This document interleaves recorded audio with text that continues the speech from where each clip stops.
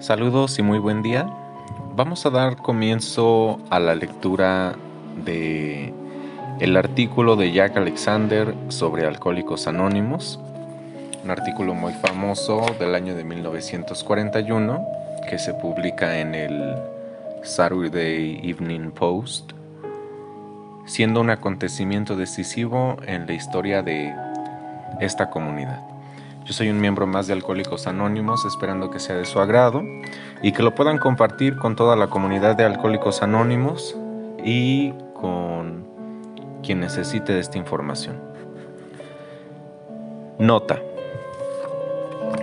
el artículo de Jack Alexander sobre Alcohólicos Anónimos. La publicación de Alcohólicos Anónimos por Jack Alexander en el número del 1 de marzo de 1941 del Saturday Evening Post fue un acontecimiento decisivo en la historia de esta comunidad. Aunque anteriormente había aparecido otro artículo en una revista nacional, el reportaje del Post acerca del puñado de hombres y mujeres que habían logrado su sobriedad por medio de AA contribuía grandemente al arranque de interés que establecía la comunidad a nivel nacional e internacional. La crónica del Post nos recuerda el desarrollo de AA en un plazo de tiempo relativamente corto. En 1941, aproximadamente 2,000 hombres y mujeres estaban viviendo el programa de AA con éxito. Hoy día, el número es de 2,138,421 y más de 115,358 grupos celebran sus reuniones regularmente en Estados Unidos, Canadá y en más de 170 países. En 1941, Jack Alexander informó del sentimiento de humildad y de servicio que distinguía el programa de AA y a aquellos que lo practicaban en aquel entonces. Desde ese tiempo, Alcohólicos Anónimos ha experimentado un crecimiento tremendo. No obstante, la misma conciencia de la necesidad de seguir sirviendo a nuestros compañeros alcohólicos en un espíritu de utilidad y humildad constituye todavía la piedra angular de nuestra sociedad. Con este mismo espíritu volvemos a imprimir este artículo histórico para todos aquellos miembros nuevos y veteranos que comparten un interés en los primeros días de Alcohólicos Anónimos. Recordamos a los lectores que este artículo fue publicado por primera vez en marzo de 1941, época en que AA tenía menos de 6 años de existencia. Al leer las referencias a las fechas, a los intervalos de grupo y al número de miembros de los diversos grupos, este hecho debe tomarse en cuenta. En la página 15 se describe la ayuda prestada por John D. Rockefeller en los primeros días de la comunidad. Esa ayuda, aunque modesta, fue importante para AA en aquellos días difíciles. Aún más importante quizá fue la conclusión de John D. de que AA debía pagarlo todo por sí misma, conclusión que condujo a la vital y distintiva tradición de automantenimiento de la comunidad. Hoy en día, los servicios mundiales de AA se mantienen completamente por las contribuciones de los miembros y grupos de AA y por la venta de libros y folletos. La Oficina de Servicios Generales ahora tiene un local más espacioso, tiene empleados AA y no alcohólicos igualmente dedicados. La Fundación Alcohólica se ha convertido en la Junta de Servicios Generales de Alcohólicos Anónimos. Esta sencilla estructura, que ha resultado ser de tanta importancia para el desarrollo de AA, se parece muchísimo a la que Jack Alexander encontró en 1941. Alcohólicos Anónimos, por Jack Alexander. Una tarde, hace algunas semanas, 3 hombres se encontraban sentados alrededor de la cama de un paciente alcohólico en el pabellón de psiquiatría del Hospital General de Filadelfia. El hombre en la cama, que era para los otros un completo desconocido, tenía la misma expresión, cansada y ligeramente tonta que tienen los borrachos mientras se les está desnublando la mente después de una borrachera.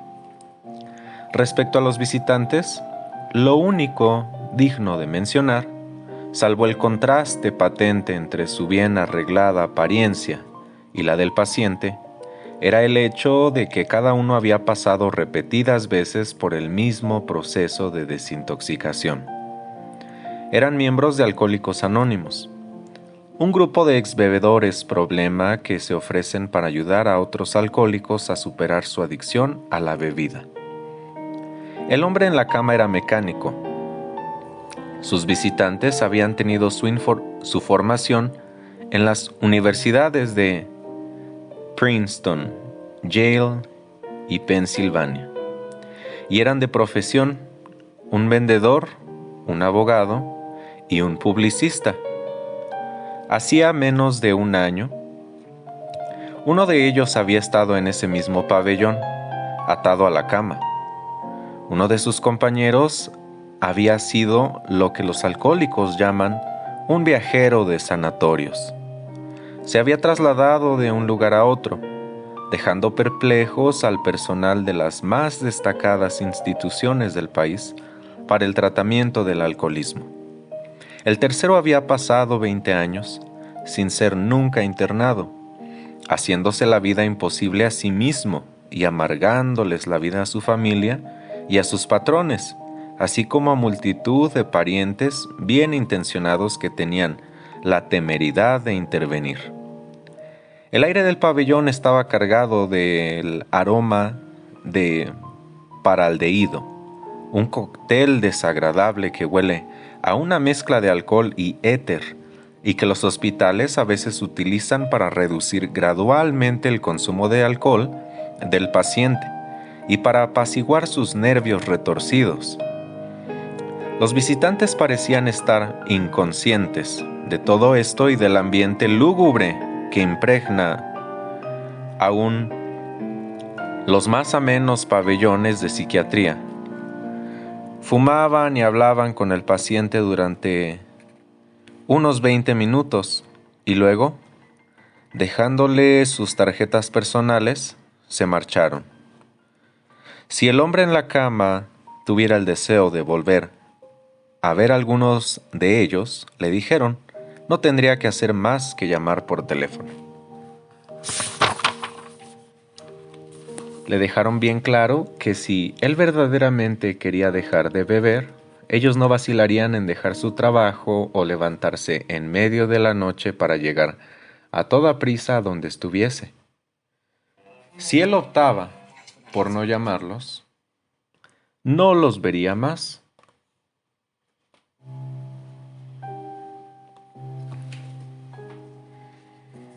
Los miembros de Alcohólicos Anónimos no persiguen ni miman a los candidatos reacios y conocen los trucos curiosos del alcohólico, como los estafadores reformados conocen el arte de estafar. En esto radica una gran parte de la fuerza distintiva de un movimiento que, en los últimos 6 años, ha traído la recuperación a unos 2,000 hombres y mujeres, un gran porcentaje de los cuales habían sido considerados como desahuciados por la medicina. Los doctores y los clérigos, trabajando juntos o separadamente, siempre han logrado salvar a unos cuantos alcohólicos. En otros casos muy contados, los bebedores mismos han encontrado sus propios medios para dejar de beber. Pero los progresos que se han hecho en tratar el alcoholismo han sido en general insignificantes y sigue siendo uno de los grandes enigmas sin resolver de la salud pública. El alcohólico, susceptible y receloso por naturaleza, prefiere que se le deje en paz para resolver su problema y tiene una habilidad conveniente para hacer la vista gorda a la tragedia que está causando a la gente más allegada a él. Se aferra desesperadamente a la convicción de que, aunque no había dominado el alcohol en el pasado, en el futuro logrará convertirse en un bebedor controlado. Una de las criaturas más extrañas de la medicina, el alcohólico, a menudo es una persona de gran agudeza e inteligencia. Disputa diestramente con los profesionales y los parientes que intentan ayudarle, y le da una satisfacción perversa confundirles en un argumento. No hay ninguna excusa engañosa para beber que los miembros de Alcohólicos Anónimos no hayan oído, o quizá utilizado ellos mismos. Cuando uno de sus candidatos les cuenta una racionalización para emborracharse, ellos le responden con media docena de sus propias experiencias. Esto lo desconcierta algo y se pone a la defensiva.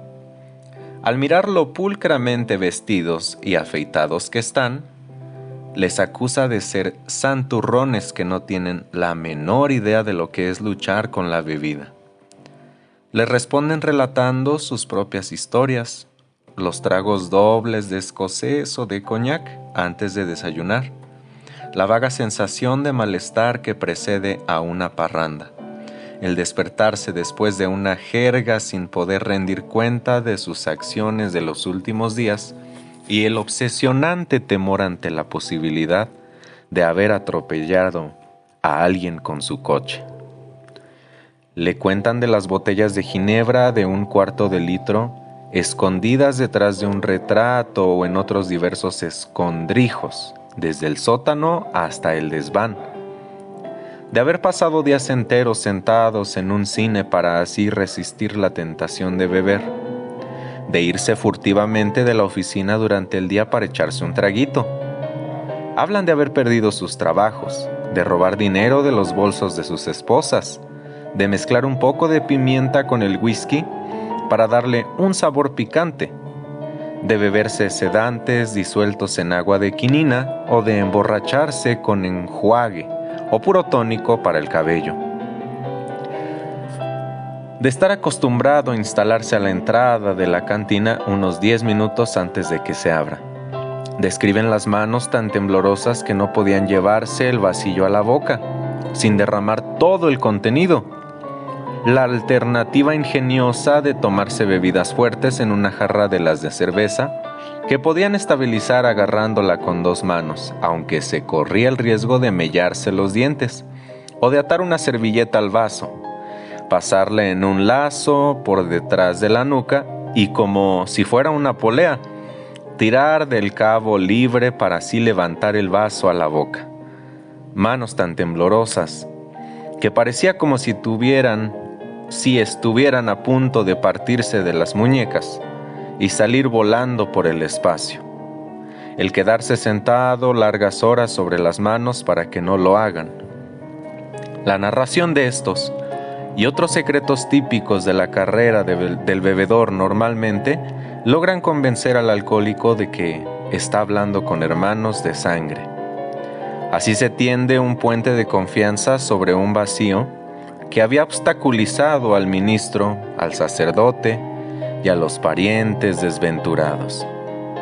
Por medio de esta conexión, los técnicos de AA le comunican al alcohólico, poco a poco, los detalles de un programa para la vida que ha dado buenos resultados para ellos y que, según creen, puede hacer lo mismo para cualquier alcohólico. Consideran como fuera de su órbita únicamente a aquellos que son psicópatas o que ya sufren del impedimento físico conocido como cerebro húmedo. Al mismo tiempo, procuran que el paciente reciba los cuidados médicos que le sean necesarios.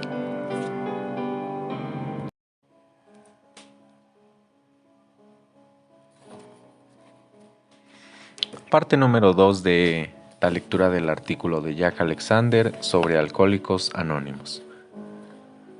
Muchos médicos y miembros del personal de instituciones de todas partes de este país ahora recomiendan AA a sus pacientes. En algunas ciudades, los tribunales y los encargados de libertad vigilada cooperan con el grupo local.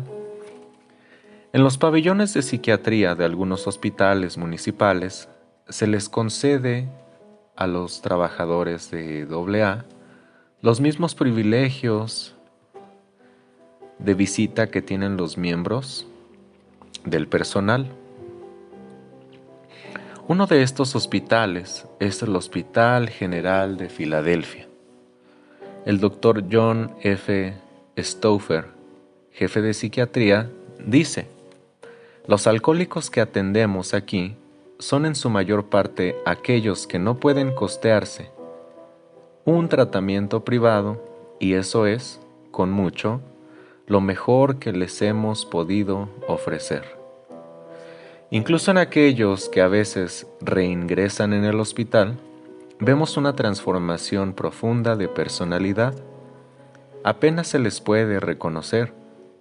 La Illinois Medical Journal, en un comentario editorial, el pasado mes de diciembre iba aún más lejos, diciendo: es un verdadero milagro el que una persona que ha estado durante años casi constantemente bajo los efectos del alcohol y en quien sus amigos han perdido toda confianza, pase una noche entera cuidando un borracho, administrándole a intervalos determinados una pequeña dosis de alcohol de acuerdo con lo recetado por el médico, sin tomarse él mismo ni una gotita. Esto se refiere a un aspecto común de las aventuras, a veces fantásticas, a las que se dedican los trabajadores de AA. A menudo supone no solo sentarse al lado del borracho, sino también encima de él. Visto que el impulso de tirarse por la ventana parece serles atractivo a muchos alcohólicos que están borrachos. Solo un alcohólico puede quedarse sentado sobre el pecho de otro durante horas, con la apropiada combinación de disciplina y compasión. Mientras yo estaba viajando recientemente por el este y medio oeste del país, tenía la oportunidad de conocer y hablar con muchos AA, como se llaman a sí mismos, y me parecían ser gente extraordinariamente tranquila y tolerante. De alguna manera, parecen estar mejor integrados que el grupo medio de gente no alcohólica. Su transformación, de gente que luchaba con la policía, que bebía alcohol de quemar y en algunos casos maltrataba a sus esposas, fue asombrosa. Entre el personal de uno de los periódicos más influyentes del país, descubrí que el redactor local, el asistente del redactor local y un reportero conocido a nivel nacional eran miembros de AA y que tenían la segura confianza de su jefe, el editor.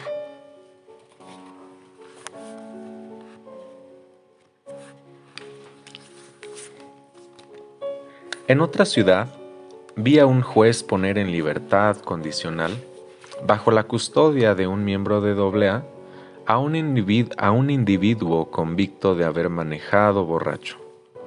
Aquel, durante sus días de bebedor, había destrozado varios coches y se le había suspendido su licencia. El juez lo conocía y no dudaba en confiar en él. Un ejecutivo brillante de una empresa publicitaria reveló que, hacía 2 años, estaba mendigando por las calles y durmiendo en los portales. Tenía un portal predilecto que compartía con otros vagabundos y ahora, cada 2 o 3 semanas, vuelve allí para hacerles una visita y para asegurarse a sí mismo que no está soñando. En Akron, como en otros centros manufactureros, los grupos tienen una gran participación por parte de la clase obrera.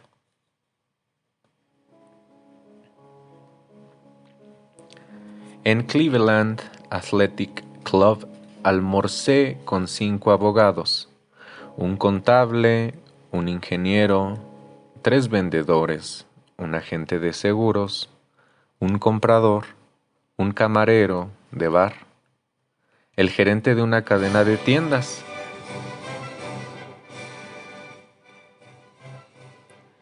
el gerente de un almacén independiente y el representante de una empresa industrial. Eran miembros de un comité central que coordina los trabajos de 9 grupos locales. Cleveland, con más de 450 miembros, es el más grande de los centros de AA. Los que le siguen en tamaño se encuentran en Chicago, Akron, Filadelfia, Los Ángeles, Washington y Nueva York. En total hay grupos en unas 50 ciudades, grandes y pequeñas. Al hablar de su trabajo, los AA describían el de rescatar a los borrachos como un seguro para ellos mismos. La experiencia dentro del grupo ha demostrado, decían, que una vez que un bebedor recuperado afloja en este trabajo, aumenta la probabilidad de que vuelva a beber.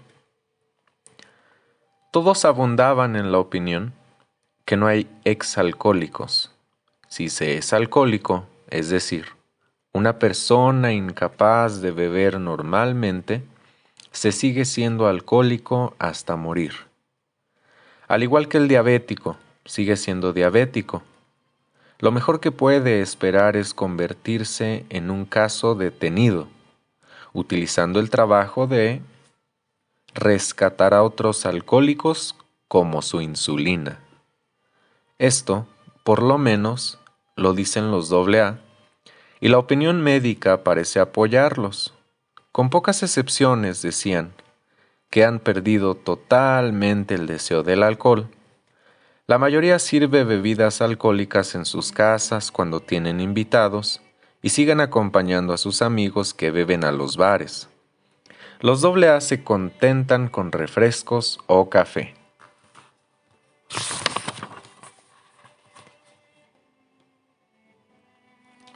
Uno de ellos, director de ventas, hace el papel de camarero de bar durante la celebración anual que su empresa efectúa en Atlantic City y pasa las noches arropando a los celebrantes en la cama. Solo unos pocos de aquellos que se recuperan no pierden la impresión de que en cualquier momento pueden tomarse un trago inconscientemente y lanzarse a una jerga desastrosa. Un AA que es oficinista en una ciudad del este no se ha echado una copa desde hace 3 años, pero dice que todavía, al acercarse a un bar, tiene que acelerar el paso para evitar la tentación. Pero este hombre es una excepción. La única resaca de sus días desenfrenados que aflige a los AA es una pesadilla que se repite. En ella se encuentran bien metidos en una borrachera desbocada, tratando desesperadamente de ocultar su condición ante la comunidad. En la mayoría de los casos, dentro de poco tiempo, incluso este síntoma se desvanece.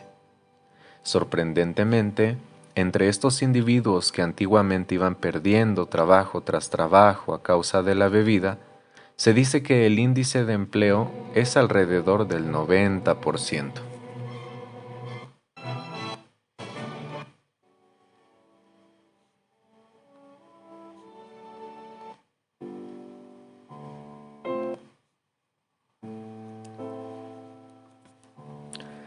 Respecto a los bebedores no psicópatas que sinceramente dejan o desean dejar de beber, los trabajadores de Alcohólicos Anónimos dicen tener un índice de efectividad de un 100%.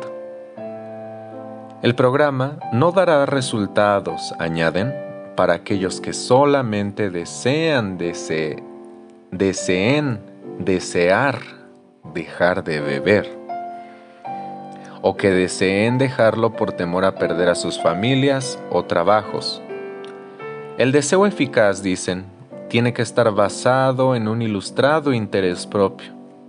El pretendiente tiene que desear alejarse de la bebida para así, evitar el encarcelamiento o la muerte prematura. Tiene que estar harto de esa sombría soledad que se traga al bebedor descontrolado y estar dispuesto a empezar a poner en orden su vida desperdiciada. Ya que es imposible descalificar a todos los casos dudosos, el porcentaje real de recuperación no alcanza al 100%. Según un cálculo estimado de AA, un 50% de los ingresados se recuperan casi inmediatamente. Un 24% se reponen después de experimentar una o dos recaídas y los demás permanecen dudosos. Este índice de éxito es muy elevado. No se tienen estadísticas referentes a las curaciones tradicionales médicas y religiosas, pero parece que su eficacia en cuanto a los casos comunes y corrientes no excede de un 2 o 3%. Aunque sería demasiado pronto todavía para decir que Alcohólicos Anónimos es la solución definitiva del alcoholismo, sus éxitos hasta la fecha han sido impresionantes y está recibiendo un apoyo esperanzador. John D. Rockefeller contribuyó a sufragar los gastos de ponerla en marcha y ha hecho un gran esfuerzo para hacer que otras personas prominentes se interesen en la aventura. La contribución de Rockefeller fue pequeña por deferencia al deseo reiterado de los fundadores de que el movimiento se mantenga en plan voluntario, sin sueldos. No hay organizadores asalariados ni cuotas, no hay oficiales ni control centralizado. A nivel local, se cubre el alquiler de las salas de asamblea, pasando la cesta en las reuniones. En los pueblos pequeños no se hace ninguna colecta, ya que se efectúan las reuniones en domicilios privados. Una pequeña oficina en el centro de la ciudad de Nueva York sirve solamente como una central para recoger y distribuir información. No aparece ningún nombre en la puerta y la correspondencia se dirige anónimamente a un apartado postal. Los únicos ingresos producidos por la venta del libro que describe el trabajo son manejados por la Fundación Alcohólica, una junta compuesta por 3 alcohólicos y 4 no alcohólicos.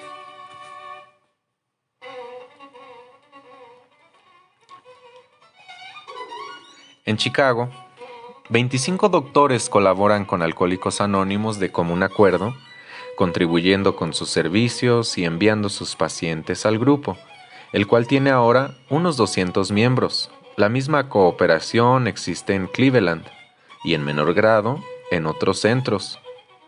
Un médico, el doctor William Duncan Silver, de la ciudad de Nueva York, fue el primero en dar ánimos a la comunidad.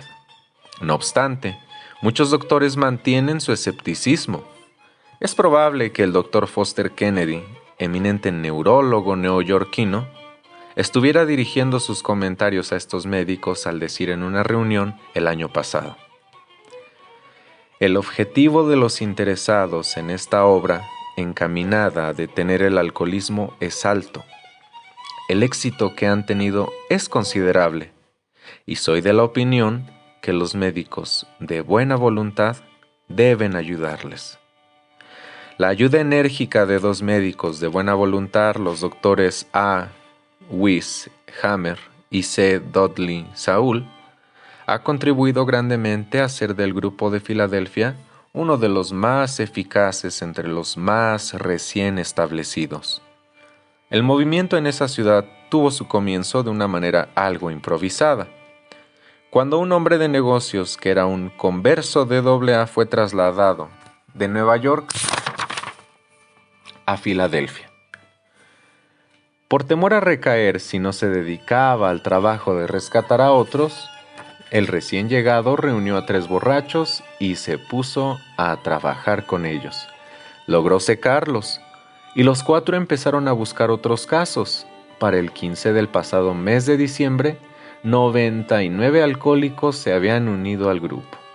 De ellos, 86 se habían abstenido totalmente del alcohol.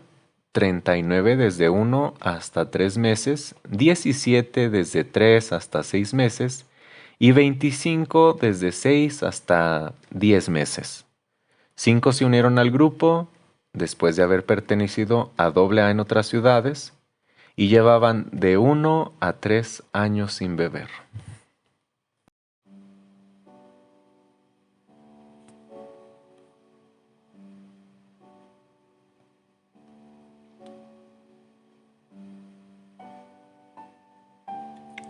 Parte número 3 de la lectura del folleto, el artículo de Jack Alexander sobre Alcohólicos Anónimos.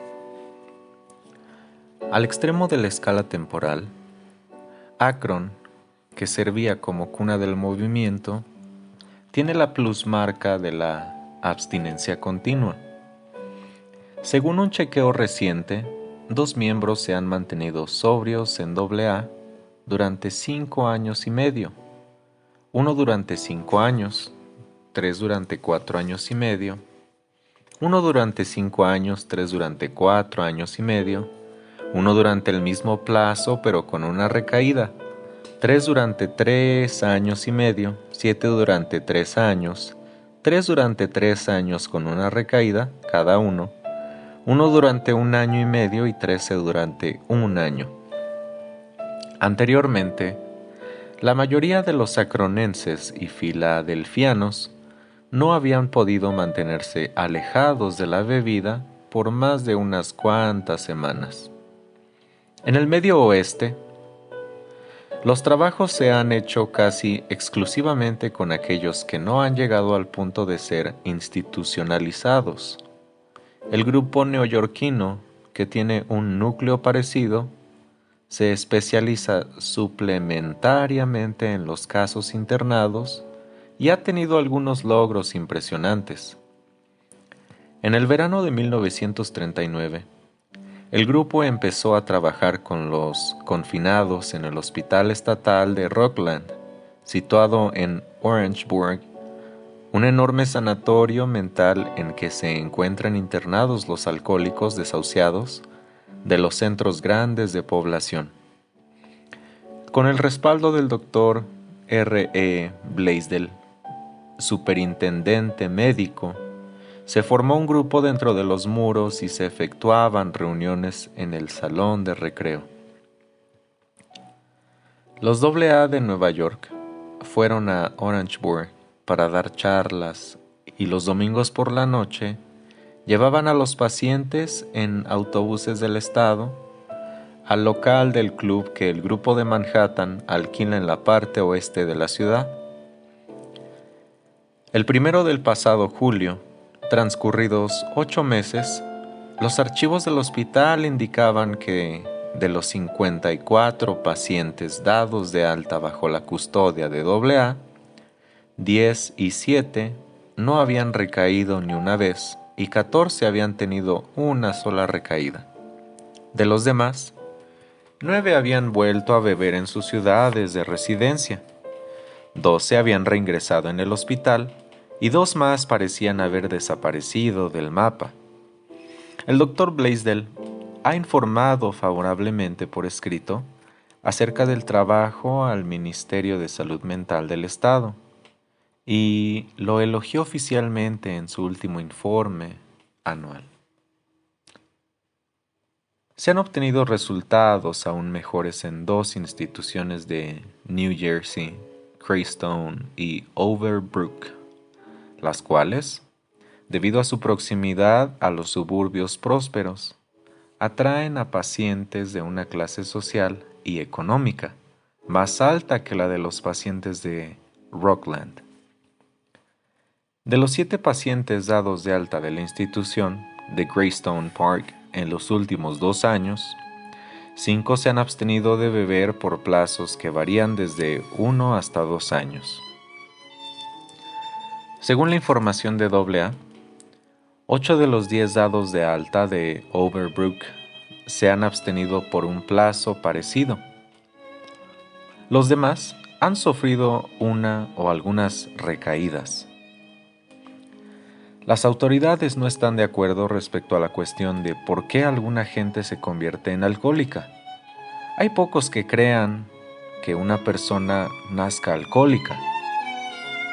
Dicen que es posible que un individuo nazca con una predisposición hereditaria al alcoholismo, al igual que una persona puede nacer con una susceptibilidad a la tuberculosis.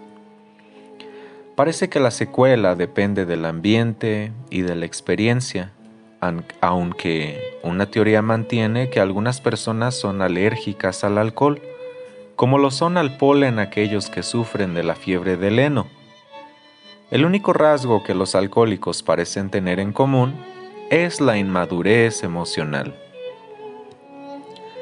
Estrechamente relacionada con esto es la observación de que un número extraordinariamente grande de alcohólicos pasan sus primeros años de vida como hijos únicos, hijos menores, el único hijo entre hijas o la única hija entre hijos.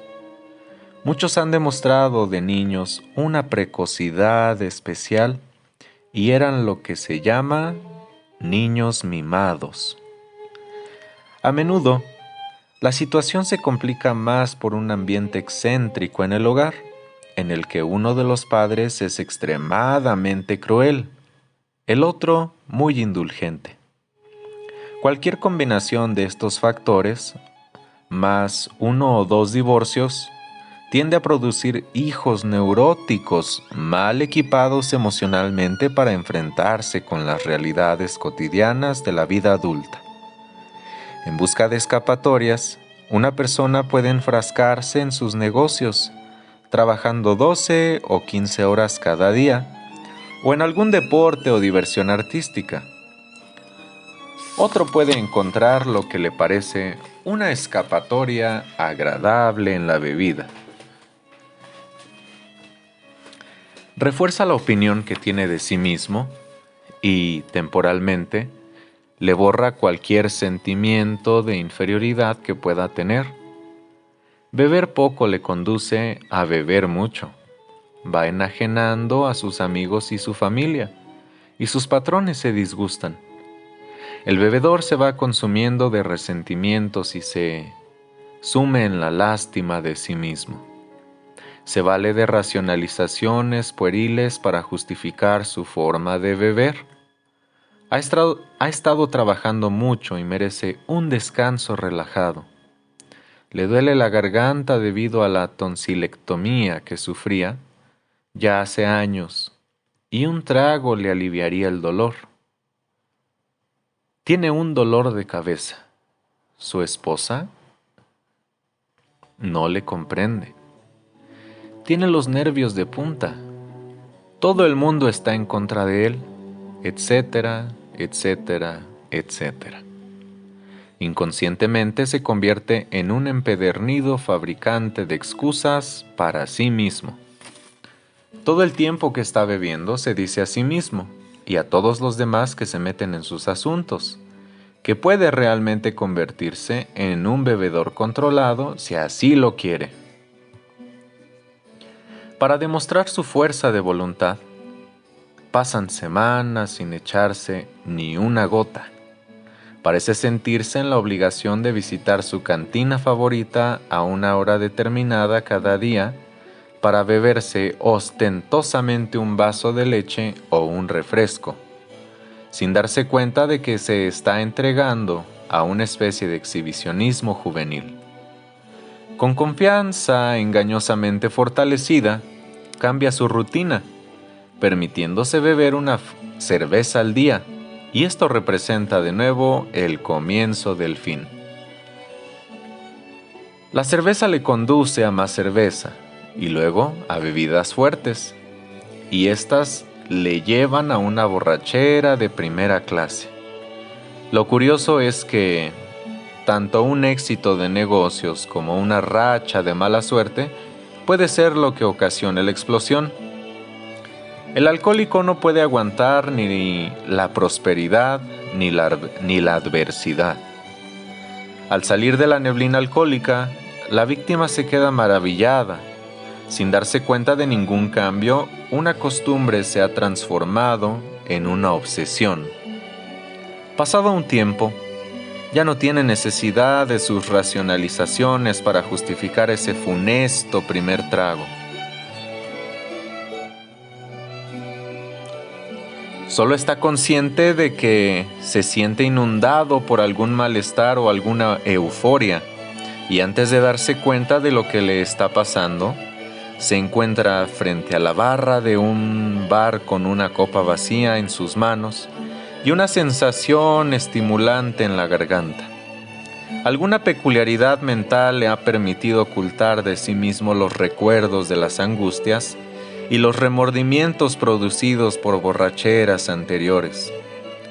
Después de muchas experiencias de este tipo, el alcohólico empieza a darse cuenta de que no se comprende a sí mismo.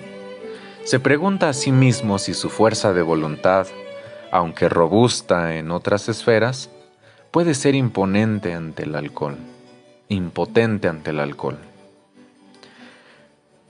Puede dar la batalla por perdida y atentar contra su propia vida, o puede buscar ayuda ajena. Si recurre a Alcohólicos Anónimos, primero se le convence para que reconozca que el alcohol lo tiene vencido y que su vida ha llegado a ser ingobernable. Habiendo logrado esta condición de humildad intelectual, se le administra una dosis de religión en el sentido más general. Se le pide que crea en un poder superior a sí mismo o que, por lo menos, mantenga una mente abierta respecto al asunto mientras se siga aplicando al resto del programa. Cualquier concepto del poder superior es aceptable. Un escéptico o agnóstico puede optar por el ser interno, el milagro del crecimiento, un árbol, el asombro que los seres humanos sienten ante el universo físico, la estructura del átomo o la pura infinidad matemática. Le enseña al neófito que, cualquiera que sea el concepto que se forme, tiene que confiar en él y, según su manera, rezar al poder para que le infunda fortaleza. Luego hace una especie de inventario moral de sí mismo con la ayuda privada de otra persona que le parezca. Si le da algún alivio, puede ponerse de pie en una reunión y recitar una lista de sus errores, pero no está obligado a hacerlo. Devuelve todo lo que pueda haber robado mientras estaba borracho y toma disposiciones para pagar sus viejas deudas o para compensar los cheques que emitió sin fondos. Hace reparaciones a la gente de la que ha abusado y, en general, endereza su pasado tanto como pueda. En las primeras etapas, no es raro que sus padrinos le presten dinero para ayudarle. Se considera la catarsis como importante, debido a la compulsión que un sentimiento de culpabilidad puede ejercer en la obsesión alcohólica. Ya que no hay nada que empuje más al alcohólico hacia la botella que los resentimientos personales, el novato también elabora una lista de sus rencores y se resuelve a no permitir que estos le agiten el ánimo. En este punto, está listo para empezar a trabajar con otros alcohólicos todavía activos. El proceso de extroversión que el trabajo supone le hace posible pensar menos en sus propios problemas. Cuantos más bebedores logra encaminar a Alcohólicos Anónimos, más grande llega a ser su responsabilidad ante el grupo. Ahora, no se puede emborrachar sin herir a la gente que ha demostrado ser sus más íntimos amigos. Está comenzando a madurar emocionalmente y a dejar de ser uno de los que tienen que apoyarse en otros para mantenerse de pie. Si ha tenido una formación religiosa ortodoxa, generalmente, pero no siempre, vuelve a ser comulgante. Simultáneamente con la transformación de alcohólico, va el proceso de ajustar a su familia a su nueva manera de vivir. El cónyuge de una persona alcohólica, así como sus hijos, a menudo se vuelven neuróticos por haber estado expuestos a los excesos del alcoholismo durante largos años. La reeducación de la familia es una parte esencial de un programa suplementario que se ha elaborado.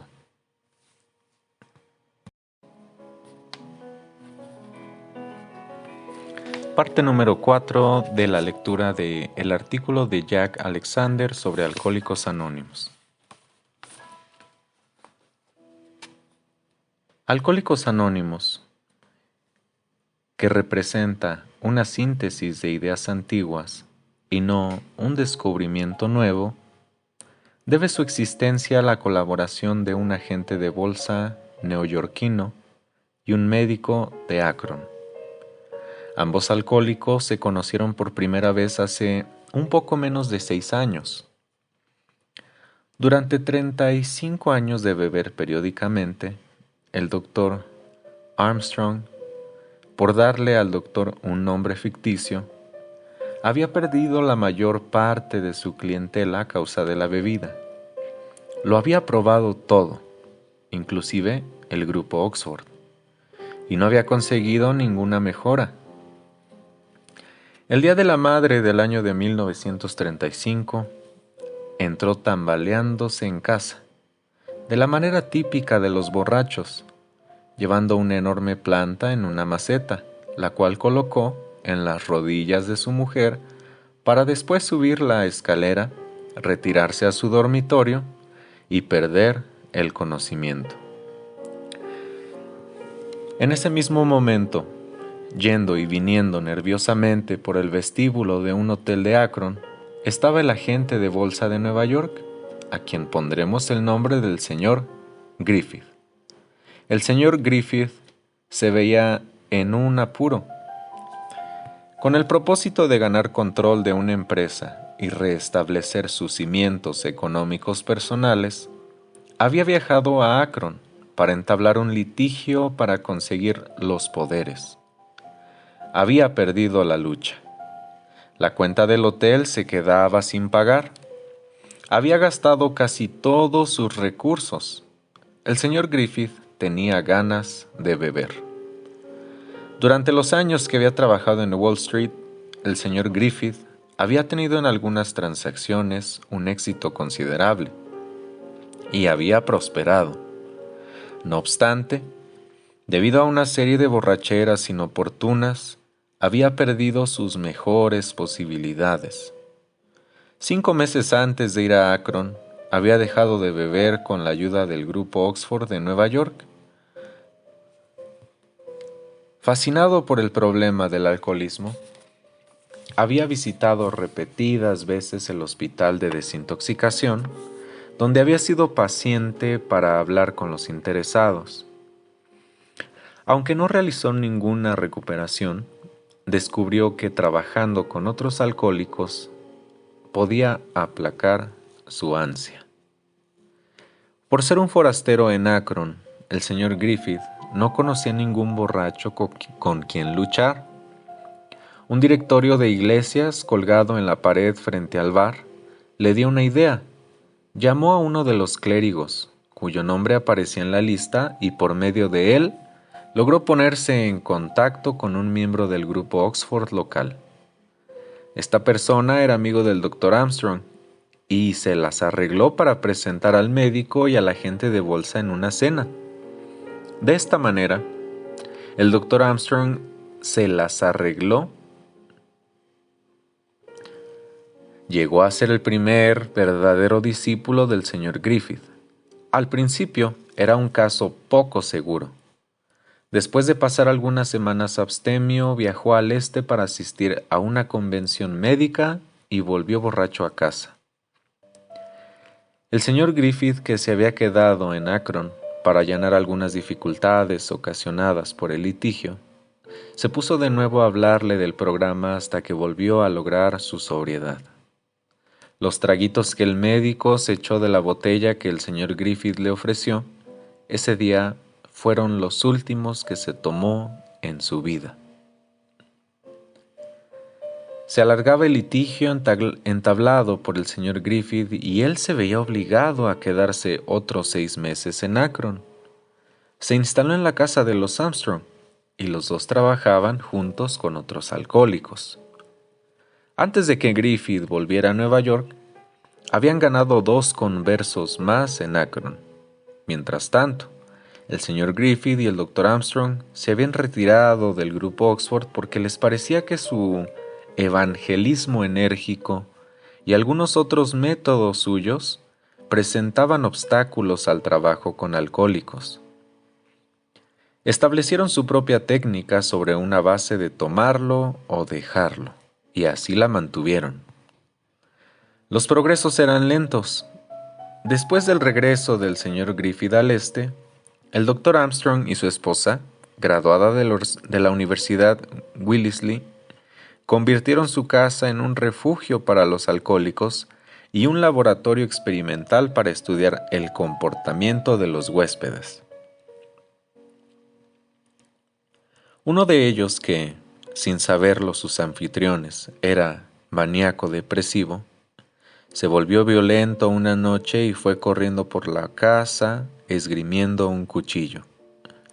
Lograron detenerlo antes de que pudiera herir a nadie. Pasado 1 año y medio, un total de 10 personas había respondido al programa y se estaban manteniendo abstemios.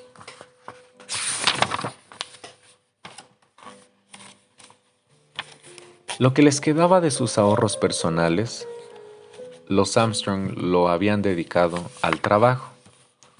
La nueva sobriedad del médico había revivificado su práctica, pero no hasta un grado que le permitiera sufragar los gastos adicionales.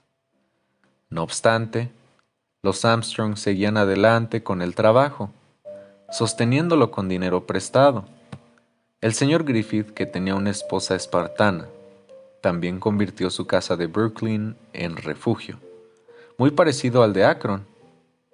La señora Griffith, que era de una antigua familia de Brooklyn, consiguió un empleo en un gran almacén y en su tiempo libre cuidaba de los borrachos. Los Griffith también tomaron dinero prestado y el señor Griffith de vez en cuando lograba ganar algún dinerito en la bolsa.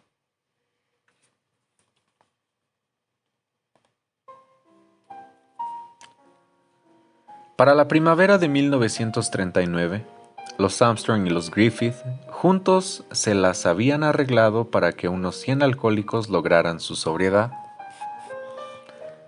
Los bebedores recuperados, en un libro que publicaron en ese entonces, descubrieron el programa y relataron sus historias personales.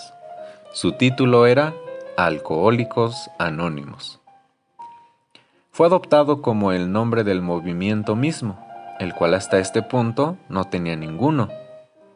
A medida que el libro se iba distribuyendo, el movimiento se difundía a un ritmo acelerado. Hoy, el Dr. Armstrong sigue esforzándose por restablecer su clientela. Le cuesta salir del apuro económico. Debido a sus contribuciones al movimiento y al tiempo que dedica sin cobrar a los alcohólicos, sigue teniendo deudas. Siendo un miembro clave del grupo, no le es posible denegar las solicitudes de ayuda que inundan su oficina. El señor Griffith se encuentra aún más apurado. Hace ya 2 años que él y su esposa no tienen hogar, en el sentido ordinario de la palabra, de una manera parecida a la de los cristianos primitivos. Van de lugar en lugar, alojándose temporalmente en las casas de sus colegas de AA y a veces llevando ropa prestada. Habiéndolo puesto en marcha, los 2 iniciadores desean retirarse al margen del movimiento y dedicar más tiempo a restablecerse económicamente. Creen que dada la forma en que el movimiento está fundamentado, puede seguir funcionando y propagándose casi automáticamente. Debido a la ausencia de una jefatura y al hecho de que no existe ningún cuerpo oficial de doctrina que se haya de promover, no se preocupan en absoluto de que Alcohólicos Anónimos degenere en un culto. Al leer las cartas archivadas en la oficina de Nueva York, se puede ver fácilmente que el movimiento viene equipado con una especie de arranque automático. Muchos han escrito diciendo que dejaron de beber en cuanto leyeron el libro y convirtieron sus casas en lugares de reunión para los grupos locales. Incluso, un grupo bastante grande, el de Little Rock, se inició así. Un ingeniero civil de Akron y su esposa, para manifestar su gratitud por su curación efectuada hace 3 años, han estado regularmente recibiendo alcohólicos en su casa. De 35 de tales protegidos, 31 se han recuperado. 20 peregrinos de Cleveland, contagiados por la idea en Akron, se volvieron a casa para formar su propio grupo. Desde Cleveland, por medios diversos, el movimiento se ha difundido a Chicago, Detroit, San Luis, Los Ángeles, Indianápolis, Atlanta, San Francisco, Evansville y otras ciudades.